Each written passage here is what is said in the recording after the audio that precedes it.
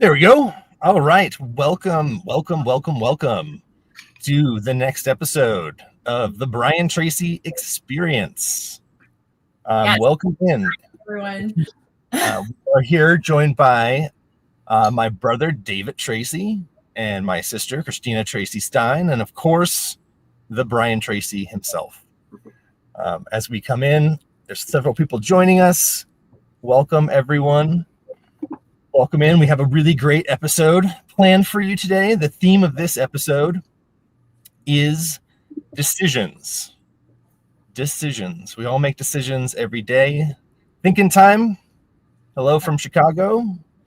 We all make decisions every day. These decisions that we make every day affect the trajectory of our lives. They're little pivot points pointing us in different directions. Every one of us, including every one of you listening or watching, has made pivotal decisions in your life that have changed the trajectory and your future.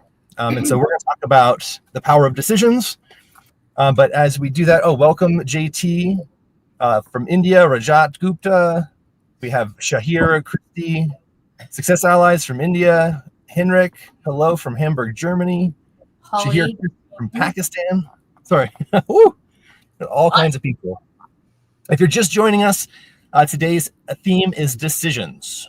Big decisions, small decisions. Turning points and aha moments. Christy, awesome. Okay.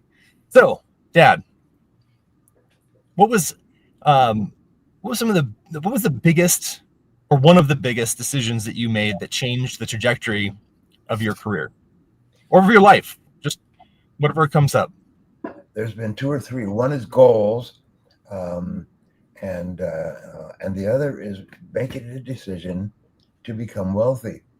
And I've mentioned this before, but when I started off 15, 16, I read about millionaires.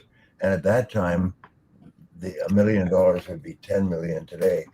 But I wanted to be a millionaire. And I read about them and I studied them and I admired them and I looked up to them. And I realized, I still remember, I was shocked. I was 31 years old. I was walking in the street in a cold winter. And I realized that I'd always wanted to be wealthy, but I had never made a decision to become wealthy. And as I walked along, I made a decision that by gum, I'm going to become a millionaire in the years ahead. And then I said, now how would I organize myself if I was becoming a millionaire? And I quickly came up with 7 things to do every day, all day in some cases. And I set a goal to be a millionaire in 10 years, and I was a millionaire in 5. It was the most amazing thing. And what I learned later is that when you set a goal to become wealthy and you program a specific number into your brain, the subconscious and superconscious minds work, and the law of attraction works, and you start to have all kinds of opportunities to achieve the goal. But unless you make a decision and write it down and make a plan and work on it every day, nothing happens. Is one of your big major decisions also sitting next to you, Dad? Yes. We call her the boss. Barbara. Hi, Mom. I saw you sneak on for a little bit. Uh-oh. Barbara is my best decision in life, next to you guys, my beautiful children. So that's more important than anything else in the world, and still is and always will be. But in terms of financial, if you want to be successful, make a decision, set a goal, write it down. And I keep saying this because I spoke to someone yesterday in a consultation, and she quoted back to me the same research from Harvard. Only 3% of people have written goals, and they earn on average 10 times as much as people without written goals. And then you look at the people. I just read today that a senior executive of a large company had just been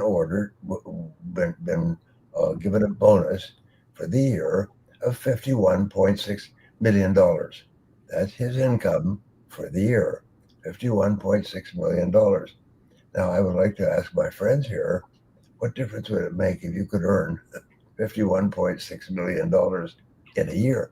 That guy started off at the beginning, at the bottom, shoveling you know what in a big company, and he made decisions, and he took action on those decisions, and he became better and better at what he did. And today, 20, 30 years later, he's being paid happily more than $50 million a year. It's okay. So we've talked about some big decisions, Dad. What about little decisions, like daily decisions? Well, the most important decisions you make, little ones, are about your health. Is you make, and the number one motto of health is just say no. Just say no to anything that is not a good health habit. My daughter Catherine is an expert on this type of medicine, and she's always giving me advice on what not to eat. Don't eat this and don't eat that, and so on. There's a little poem that we used to say in politics, where taxpayers say, "Don't tax him, don't tax me, tax the man behind the tree," which is the basic philosophy. So, speaking of health, Dad, are you taking creatine? Yes, I am. I have my dispenser of medicines sitting next to me, and apparently I am. And how much are you taking? What is that? And why? What made you decide to start taking creatine? What is it? I just shared an article with Mom that talks about Alzheimer's and how they put people on creatine 20 grams per day, and they showed a significant reduction in all of the symptoms that go along with Alzheimer's. Well, that's not just about building muscles. It's more about brain health at this point. All my Alzheimer's symptoms have gone away since I started. What? Well, David, did you also read that? It's especially really great for women to maintain muscle mass. Yep. Mom, are you taking creatine? I am. Oh, good. I'm pretty. I hound them quite a bit about that one, Michael. Okay, Christina, I was telling my wife about creatine for a while, and she was hesitant, and then she started taking it, and now she's noticed the effects completely. She's like reminding me to take it now. So yeah, it has an antidepressant effect too. Yep. Right. So it helps you maintain mood, balance, muscle mass. It's kind of like a really, and it's one of the most well-studied supplements. And it's one of the cheapest supplements. Yeah, I should be selling creatine on this podcast. Maybe you should. Just click the link below. No, but it's also really good for women as they enter, perimenopause and menopause, like 40s, because as your hormones shift, you really need supplementation, and creatine is one of the essential supplements for that. So glad we're talking about this. Yeah, I have a question on the topic of writing it down. Why is this thing so important? Can you talk about the difference between actually writing something down and just punching it in your notes on your app on your phone? What's the difference in terms of how your brain acknowledges it? Well, they've done some exhaustive studies at universities, and they tracked people who wrote their notes by hand and others who just typed them. They found that the people who wrote their notes by hand remembered two or three times as much in immediate tests after the class, but also they got much higher grades when they wrote the exams. He said there's something different about handwriting a note from typing a note. And every study, they've gone to all the big universities, they've divided the students, they tracked them, and they found in case after case, for year after year, the ones who write their notes by hand remember more, accomplish more, get higher grades, are more confident, more positive, something about it. And we could say, well, this type of food is good for you, like creatine. Okay, just say, okay, if you recommend it, then I'll take it.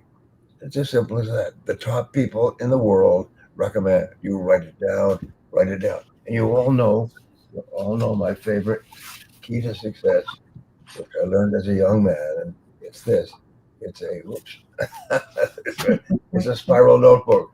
Thank you, David, for showing me the cover, but this is my spiral notebook, And as you know, this will make you rich. If you want to be rich, you have to use what we call the spiral notebook technique.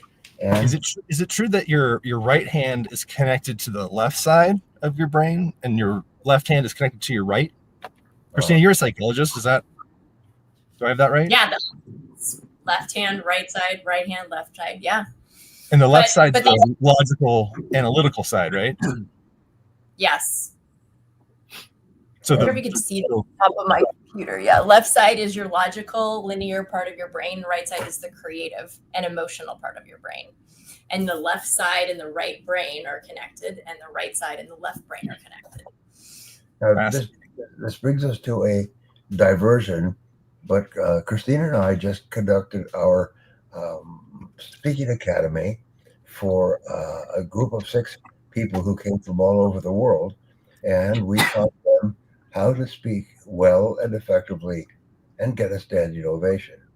And one of the things watching us right now, Dad, David Judah from the group I just saw him on the chain. So hi, David. One of the things that we teach, and I was astonished at this, but I gave a 1-hour video Zoom seminar to about 300 professional speakers. The people who brought me on had about 30 years each as top speakers in business throughout the United States, Canada, and other countries.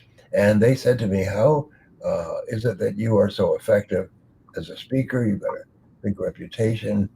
I'm paid well. And I said, well, there's several different things. And I went through a couple of them, and I said, but probably the most important of all is the windshield wiper method of speaking.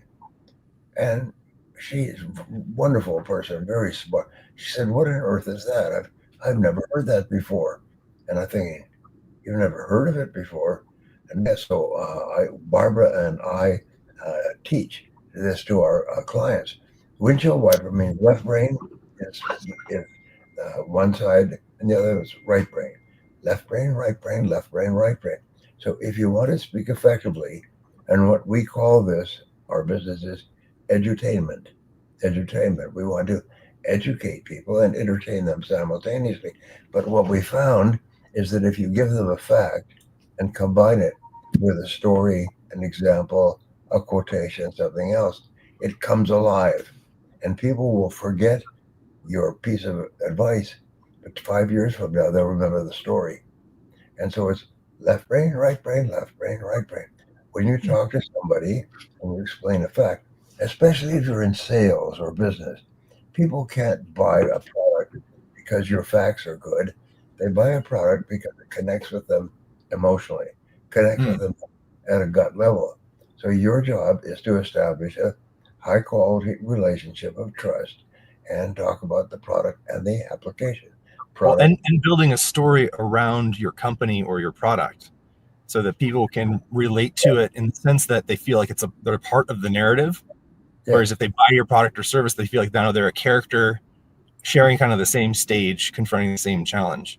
I had a business mentor, and he would get just really pissed off about everything, and like he'd get pissed off, and then he'd start a company because he wanted to solve the problem. And so he would start the conversation. Every sales conversation would be like, well, you know why I started this company?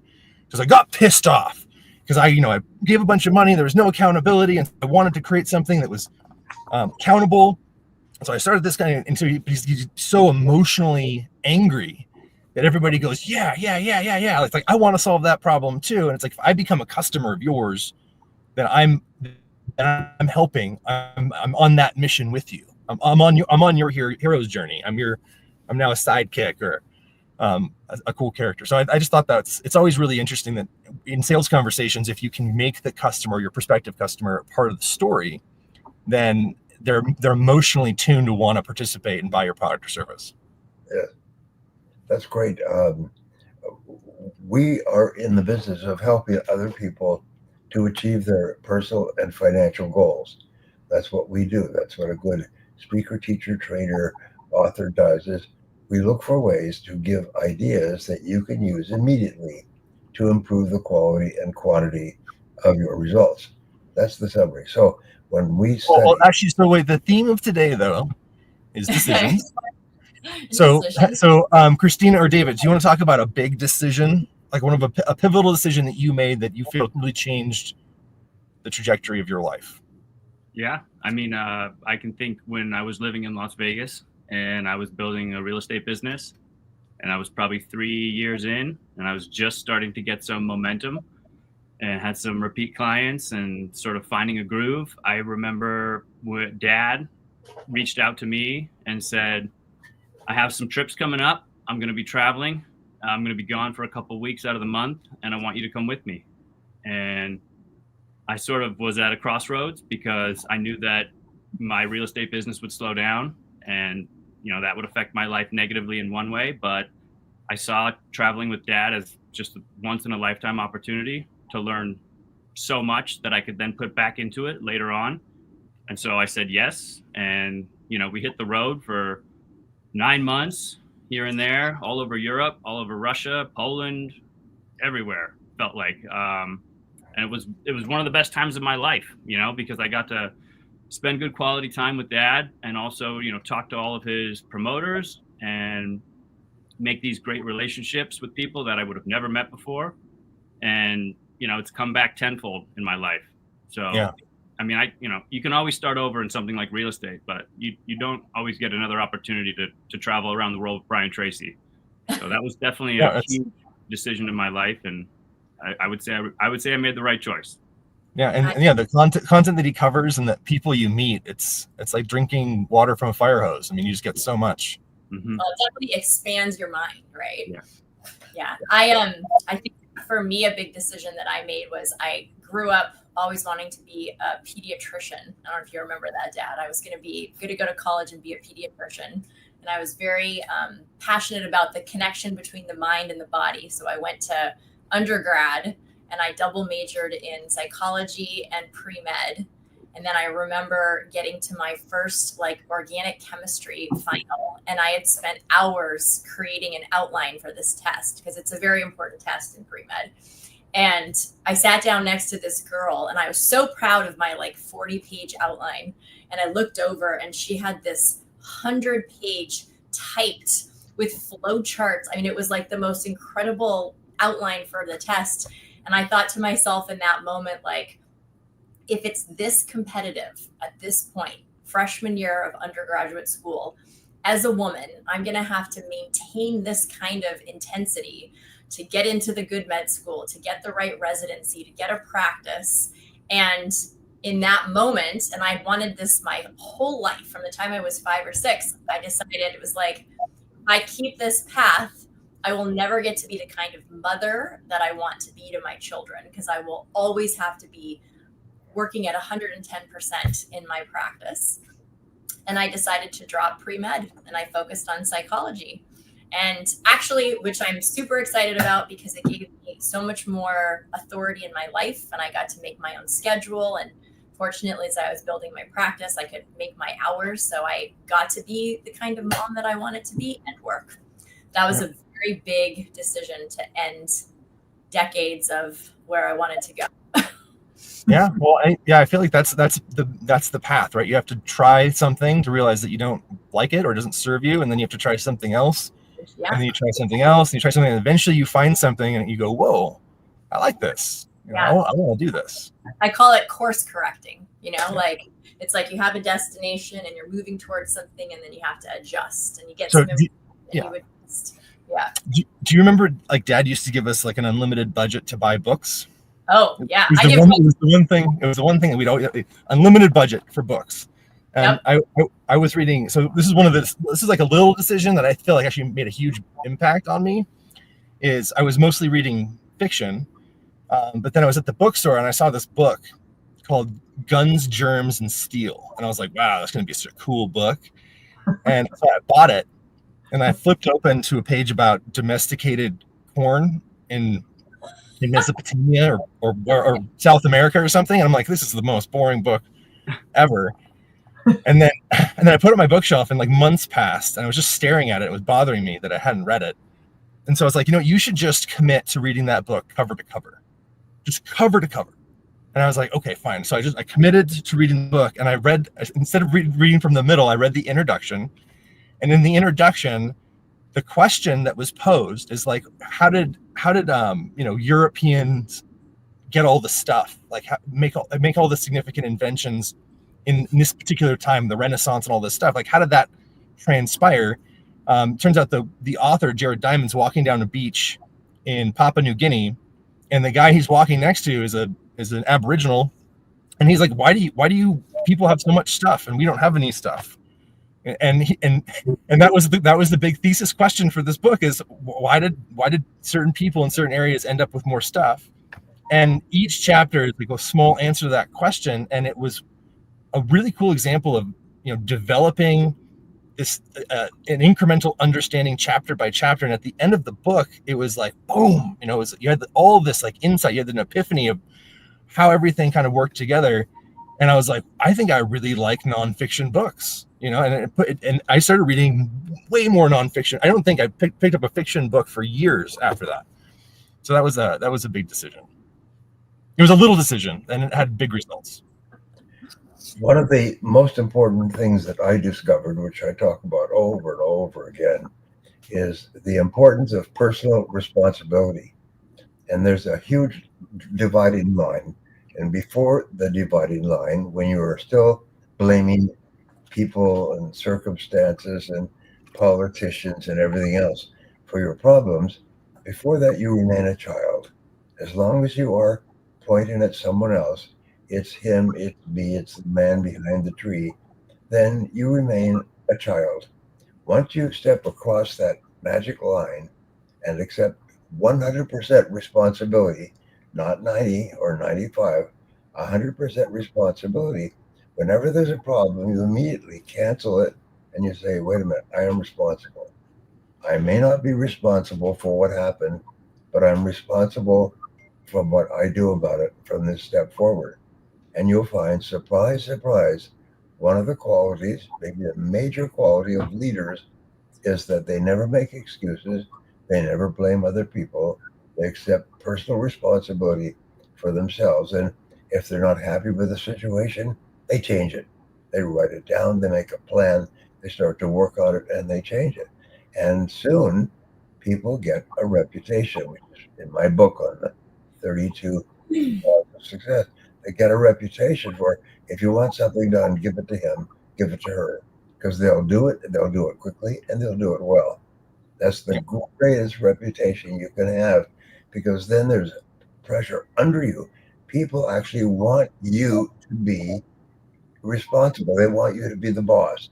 So people are pushing for you up there, and the people above you are pulling you up.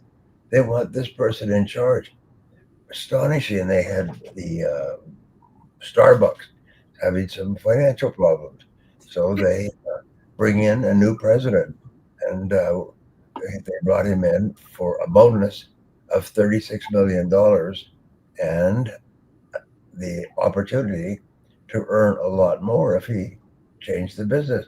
First year, they gave him $96 million. $96 million as a bonus, plus $36 million as a payment. Now, I may not be completely accurate, but those are the figures. Can you imagine earning $100 million a year? This guy started off at the bottom, emptying waste baskets in the back of the company, and today he's now getting paid $96 million a year. Well, whatever they're doing, they've turned it around quite a bit. They used to default to this horrible brew called Pike's Place. Literally tasted like dirt water. Really? And now every Starbucks I go into has a Clover machine, and they give you like 6 different options, and everything's freshly brewed instantly. And so it's actually, if you're a coffee enthusiast, which I am, it is a really quite a cool experience. And this is a recent change, maybe the last under a year. So whoever's in charge is finally focusing on people who really like the taste of coffee instead of those high calorie frappuccino beverages that give everybody high obesity. Well, Sorry.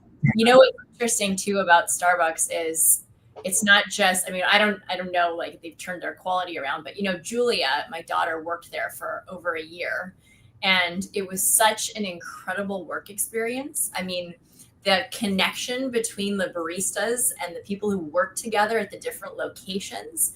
And even now, when she goes into a Starbucks anywhere, when she tells them that she used to work for Starbucks or she was a barista, there's something about the company culture and the community that's just, it's like they're a family. I mean, they also are so supportive. Like, they help kids go to college. They're just, I mean, it's a really great company to work for. So happy they're bringing in good coffee, but like, I was so happy that that was Julia's first work experience. And I mean, cool. it's a good company. Well, and I hear they give you health insurance if you work 20 hours. You only have to work 20 hours a week, and you get health insurance, which is quite the investment in somebody. And they also really help. You know, they give them opportunities to develop their skills to get promoted. So like, if you want to go up from a barista to a manager or to a this, to a that, like, they make it really easy if you're willing to do the work and get the training to climb the ladder, which is awesome. Well, it's interesting. Plug. Unofficial. I worked at IBM when they were at their peak, when they had 82% of the world computer market. And to this day, I admire and respect them and look up to them because they did so many right things. They had a sign on every wall of every office of IBM worldwide, and it just said, think.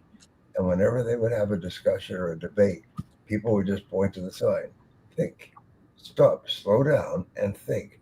What are we trying to accomplish? How are we trying to achieve it? Could there be a better way? And IBM had 2,000 courses that were offered throughout the world of IBM. And they expected you to take at least 40 hours of new programs every year. If you didn't, it means you probably weren't serious about your future. So they would encourage you to go somewhere else and have a different future with someone else. If you weren't committed to learning and upgrading your skills and becoming better and better, then perhaps you should go somewhere else. But most people who went to work for IBM went to work for life. I heard a really wonderful quote, Dad. It was, culture isn't a sign on a wall. It's how you feel on Sunday night. To go to work. To go to work, yeah. It's not a sign on the wall. It's how you feel on Sunday night. Are you excited, or are you dreading it? One of the most important goals that you should have is to do work that you love to do. And if you keep thinking, I want to do work that I love to do, that I can hardly wait to get to work. I hate to go home. And on Sunday night, I'm just revved up and ready to go. Now, people say, well, you can't get a job like that. Of course you can. All wealthy people do what they love to do. All poor people do what they think they're supposed to do. So what you do is you say, all right, if my job was perfect, what would it be like? And you get yourself a yellow pad. Yellow pads will make you rich. Yellow pads. Write it down. Yeah, on the topic of decisions, I mean, the things that you're already doing that you love to do can turn into your life's work. Can you talk about that? About how maybe it's staring you in the face right now. The thing that you're thinking about all the time that you don't think can be your career or can make the money that you need ends up being the thing you're supposed to do. Now, as you imagine, I've given this subject some thought. What I found was that when you start a new job, it doesn't feel good because you don't know how to do it. And as a result, you make mistakes and you drop the ball and you feel bad about yourself. But you have to go through the woods to get into the open field. You have to try it out. Now, it may take you a year or two to determine that this is for me or this is not for me. Your job is to find something that you love to do and then do it with your whole heart. But at the beginning, you won't love it. At the beginning, you'll make mistakes, you'll fail, you'll try things out, and you may reach a point a year or two into a job where you say, I don't like this job. I just don't get any joy from this job. And that's really the critical thing, is joy. So you listen to your heart, and your heart will tell you if this is the right thing for you. but it will not tell you at the beginning. At the beginning, you'll feel like quitting until you start to succeed. Then you like the feeling of doing your job well and the commendation that you get from other people and so on. And then you find you can hardly wait to do this work. You love this work. You love to learn about it and read about it and talk about it. You love to associate with people who are in your line of work and talk to them and share ideas. And if you don't have that, that's okay. You say, well, maybe there's something else for me. So who do you admire the most? Who's out there? And what sort of work do they do? And when you look at these people, you say, I'd like to be like these people. I told you about Dr. Schweitzer, who I worked with in Africa. And he was one of the top musicians, Bach organists of Europe. He was like a Bruce Springsteen. He filled the auditoriums. And then one day he heard about the people in Africa who were suffering.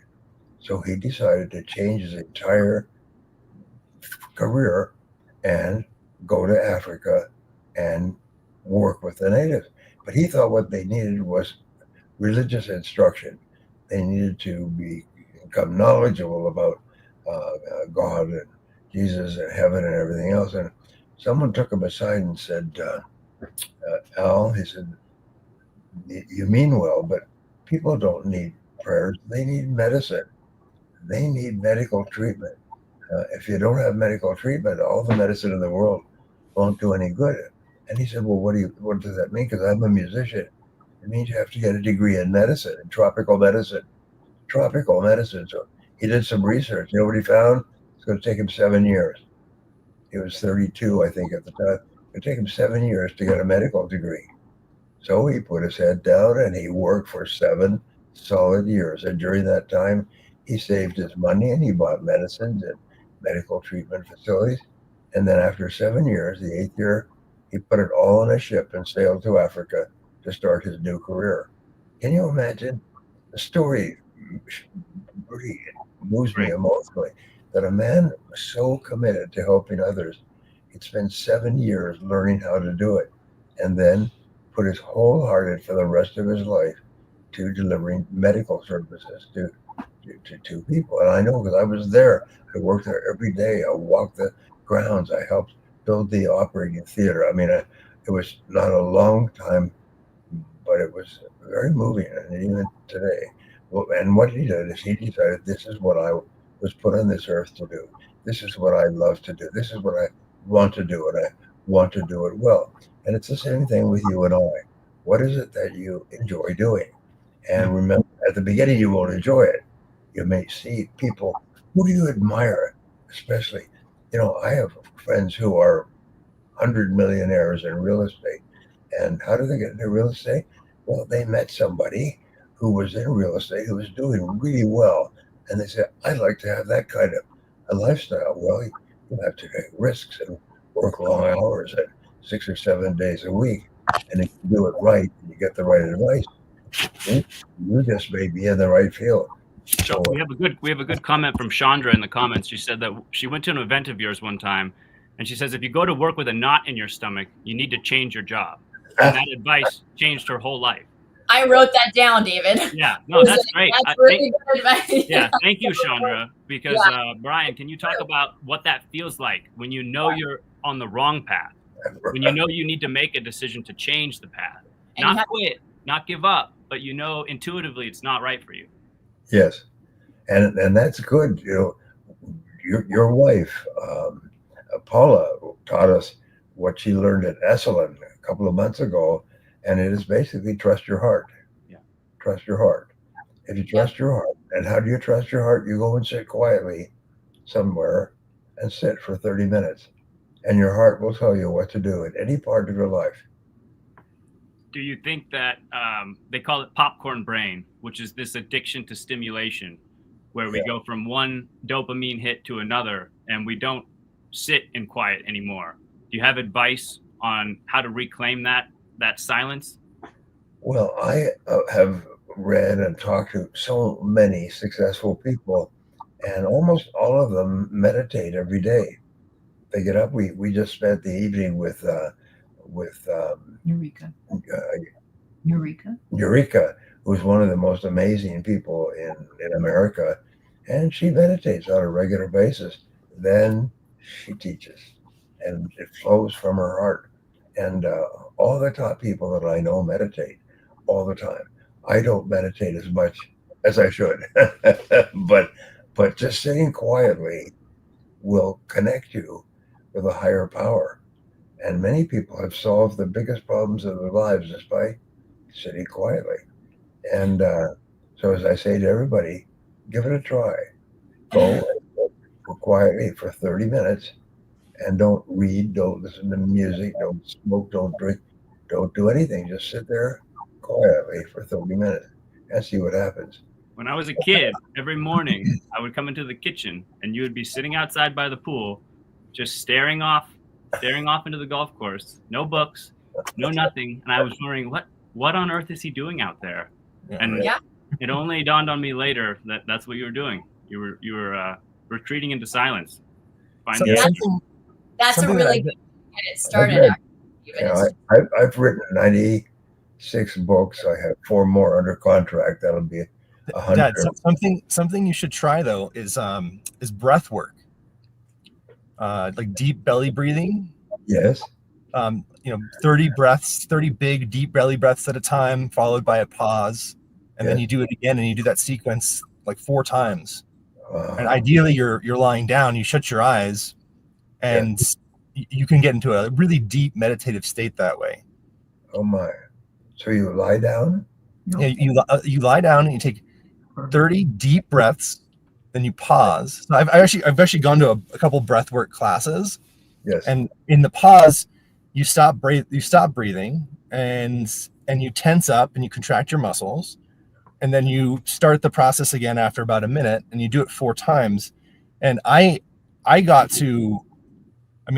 started hallucinating. I started seeing visions and all kinds of crazy things, and I had a clarity of thought and a calmness of mind that I've never had before. So I've been doing that kind of system repeatedly to get to this kind of deep, relaxed state.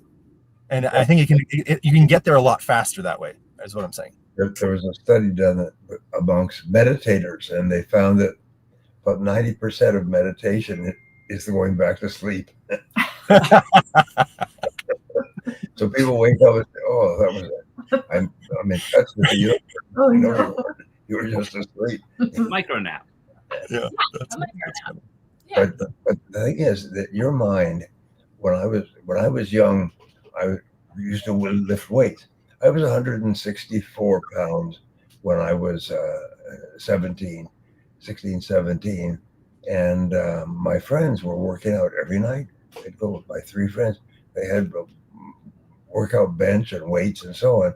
So I joined in with them. There's new school, new friends and everything else. And I began to work out with weights too. And I put on 20 pounds of solid muscle and had it for the rest of my life. And I did lots of other things, but that was really quite astonishing from 165. I remember one of my mother's friends said, "Brian is so slight," she said. To this day, I remember that. Oh no. Well, that's why you added the weight. So I decided to be unslight. Muscle is actually, it's a really important thing to do when you're, especially in middle age, just to put on as much muscle as possible, because you end up eating it in your 50s, 60s, 70s, 80s. Two things with regard to that is that my point was that the way that you build muscle is you pump it. It's called pumping iron. You pump blood into your muscles, and the blood causes your corollaries to expand, and then the body rebuilds fat around the muscles. So whenever you work out, you actually flush your brain. Whenever you study, you flush your brain with ideas. It's the same thing with your brain. You flush your body. With your brain, when you use your brain, you actually supercharge your brain with extra blood, and it makes you smarter. It activates more cells.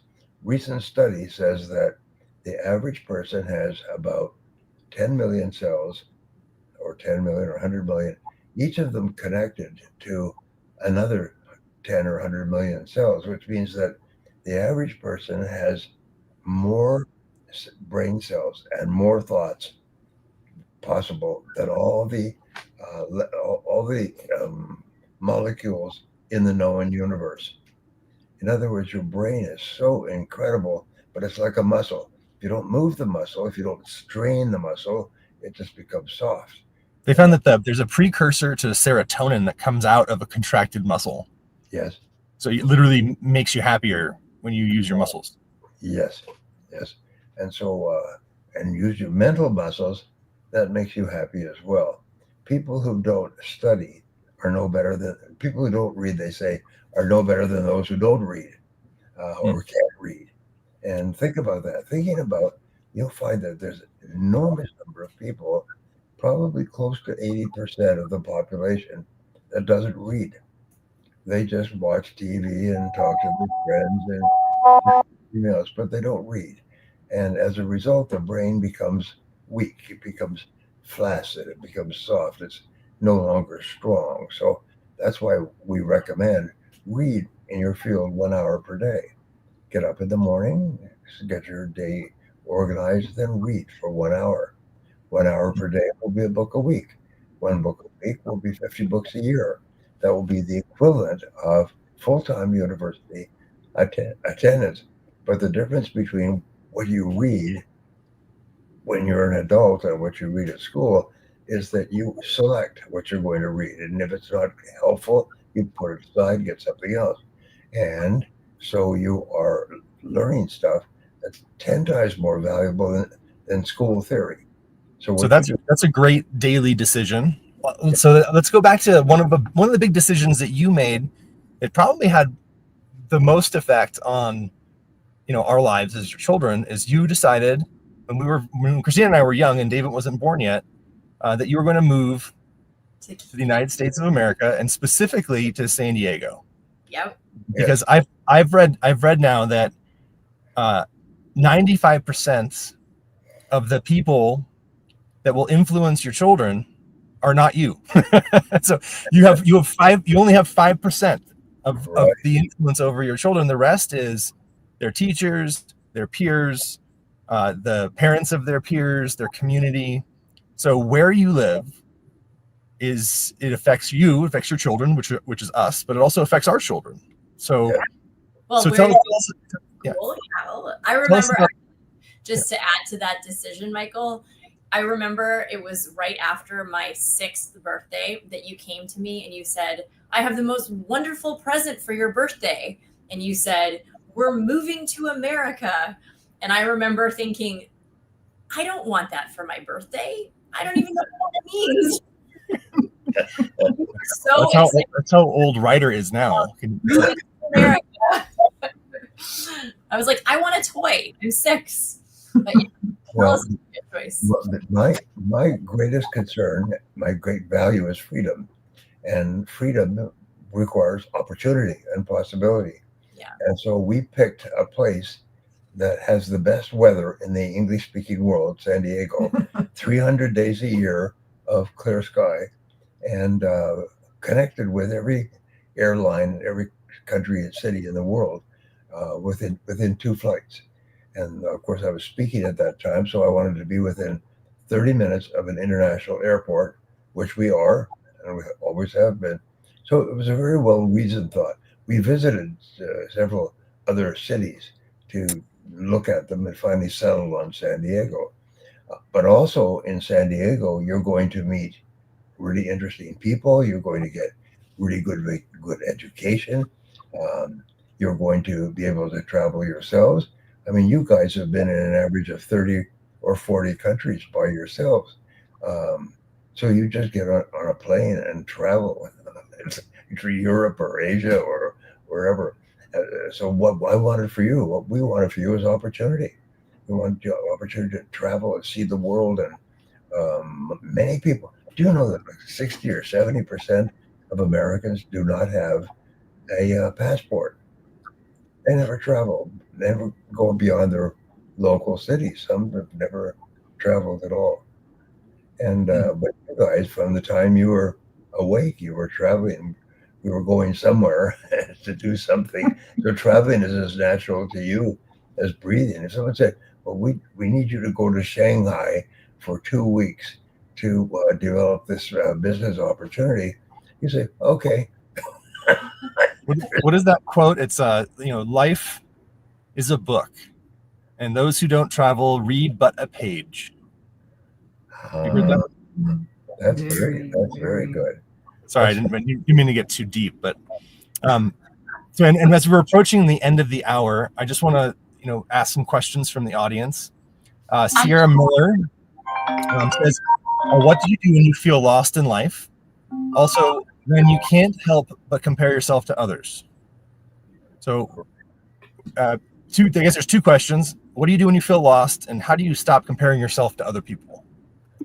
Well, it's interesting. I was looking at, and I actually have bought Mel Robbins' best-selling book.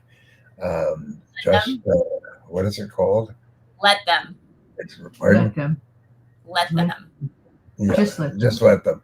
And it's amazing. There's several books on this subject, and all the books are saying, stop worrying about what other people think about you. And there's a wonderful line that says, don't worry about what other people think about you, because people don't think about you very much at all. We talked before about how every person has a special brain element back here called a give a shitter, and what happens is successful people turn it off.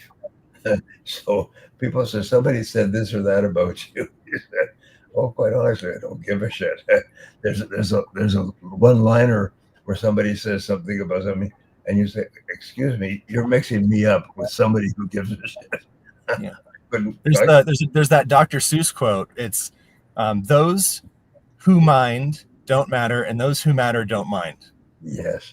You know where that comes from? It's a famous story about a man and woman in England who used to be wealthy, and now they're not.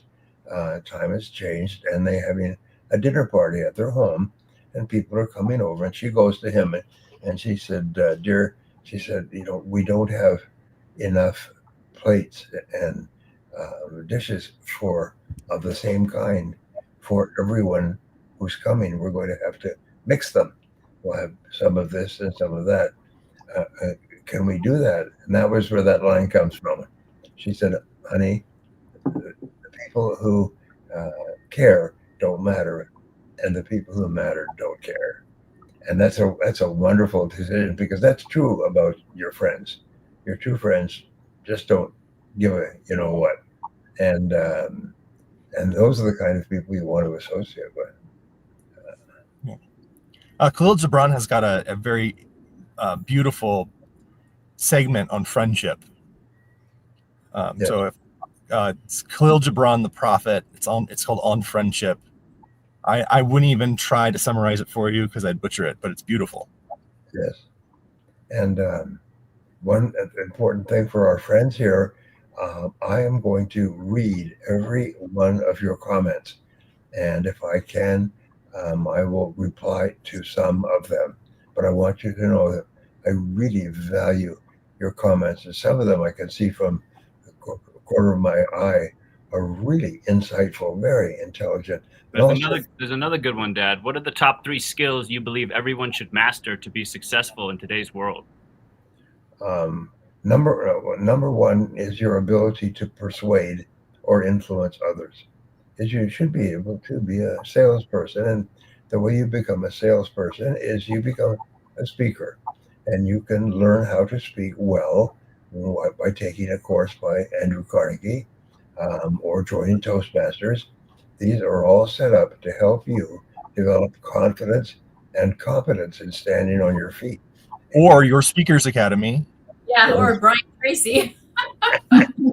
And you can come to me and Christina for 3 days, and we will save you years of hard work in achieving the same level of speaking competence and also confidence as you stand up from that point onward. And if somebody offers you an opportunity to speak, it's interesting. If you take a course in speaking, especially ours, somebody's going to call you up and say, could you speak on this subject for our group or something? And they may not pay you initially, but the very fact that you are a student of speaking will create a force field of energy that draws opportunities into your life.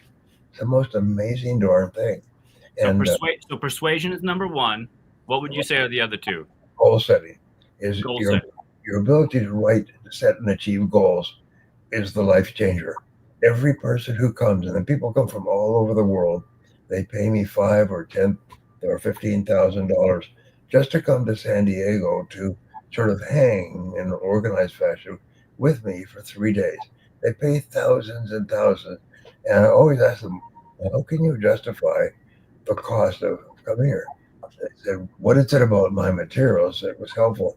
And they all smile. They beam like a Cheshire cat, and they say, "It was the goals. It was the goals. It was the goal. It was how to write down your goals." Because when I started writing my goals, I told you guys last time about this wonderful woman who came to visit me from Ukraine, and she said that when she started reading and setting goals every day, she was earning $500 a month. But she read my book on goals and she realized this is life changing. So she began to write down her 10 goals in a spiral notebook every day without looking back. And in 3 years, her income had gone from $500 to $500,000 a month. $500,000 a month, from a housewife with 2 children at home to the most successful podcaster in Ukraine, in the Ukrainian language, and also in interpretation. So, does it work? Yes. Write it down. Write down your goal. So persuasion, goal setting. What's Right. number three? Continuous learning. Continuous learning. Yeah. Just dedicate yourself to growing, learning, and taking in new information associated with intelligent people, and ask them questions. One of the most amazing things is you don't have to be a personality. You can have the power in every conversation by just asking questions. Here's two great questions for our friends. Number one, what sort of work do you do? And wait, and they'll explain it. People love their work. They love to talk about it. Then the second question you ask is, how did you get into that line of work in the first place?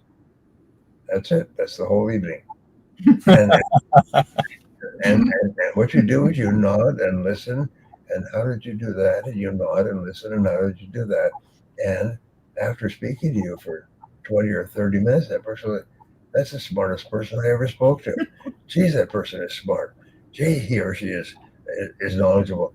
And the most amazing thing is you didn't say a word, but you were like an orchestra conductor when you ask people about their work and how they got into that line of work. Shift. Say, are you married? Yes. How did you decide to get married to that person? Control the rest of the evening. And so the key, my point is, ask questions. Ask questions.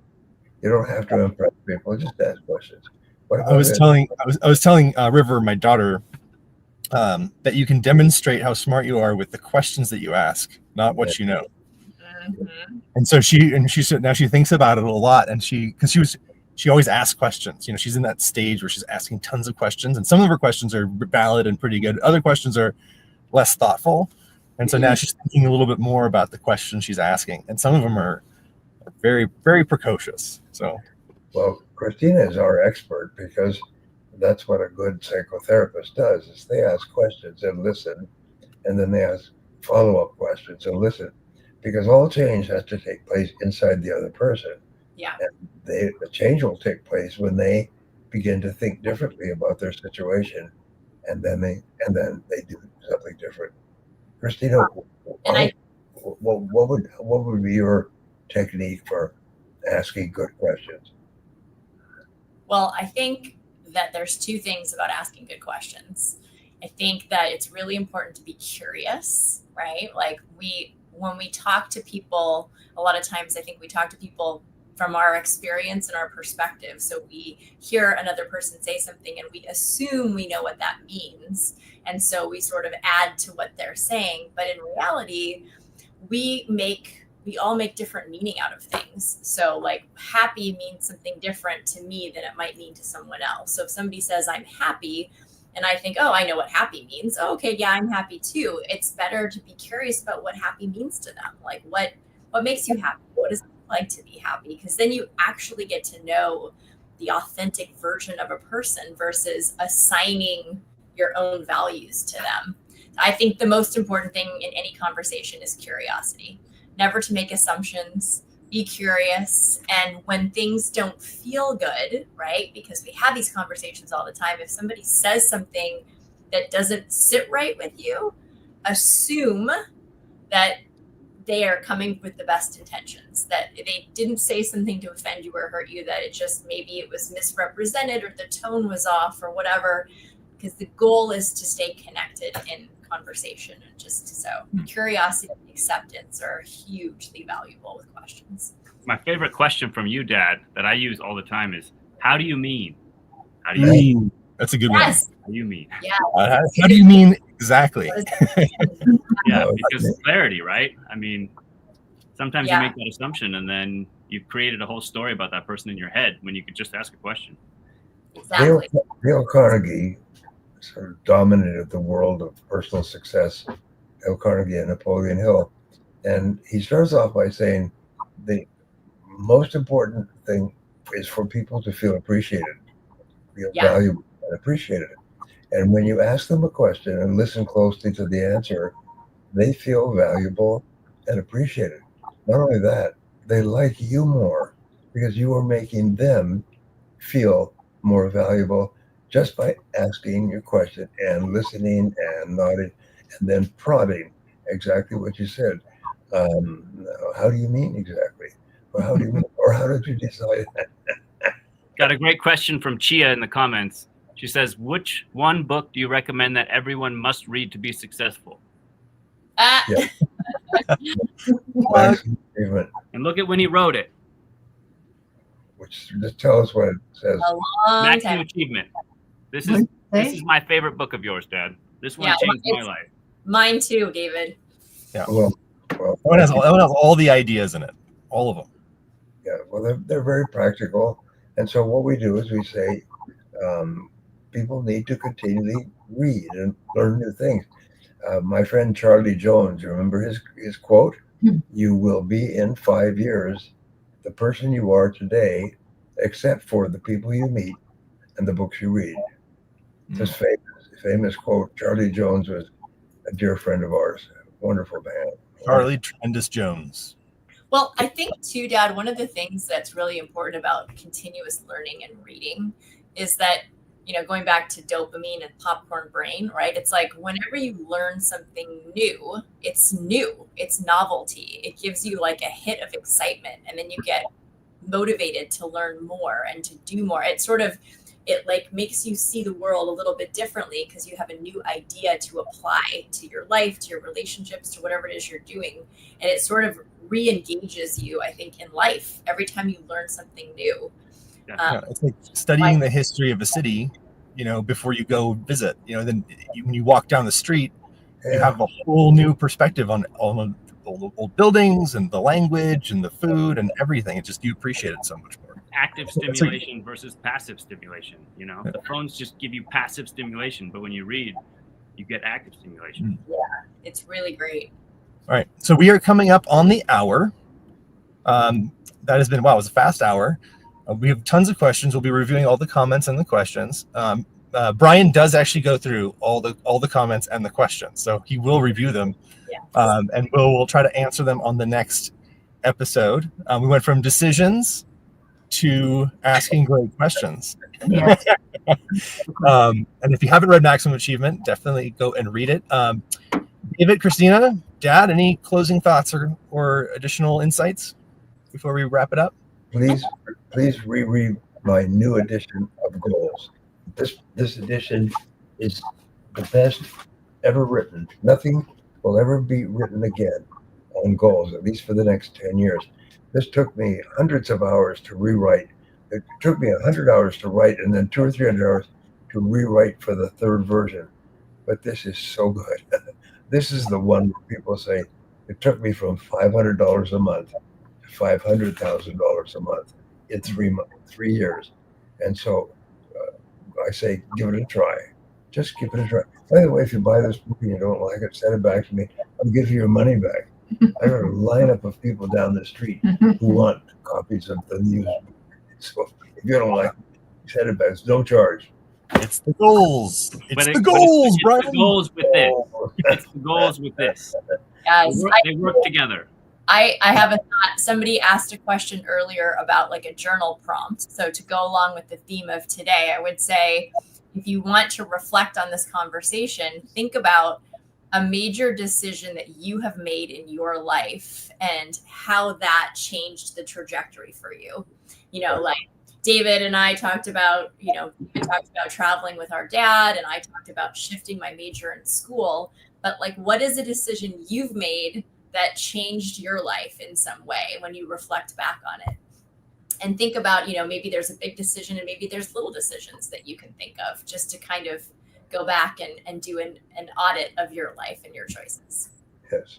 And you'll be in 5 years who you are because of the decisions that you'll make today and in the months and years ahead. Yes. And the books So you read. the books you read, the people you meet, and the decisions you make. And the people, that's right, the people you meet. Because, one of the things that I do, and I'll pass this on, is I always ask people that I respect, like everybody here, is what one book would you recommend that I read based on your experience? And everybody has a book. It may be something they read recently, or maybe something they read 20 years ago, but everybody has a book. So whatever recommendation I get, I turn to Apple and I immediately order that book. I may not be able to read it in 5 minutes, but by gum, when I'm ready to read it, I want to have it at my hands, at my fingertips. All right. And with that, go get your copy of Goals, and we'll discuss it on our next episode. That is a wrap. Wonderful to see everyone. Thank you, David and Christina. Thank you, Dad. It's been another awesome episode, and we will see you next time. Thank you, Michael. Thank you. Bye, everybody. Bye. Thank you, David.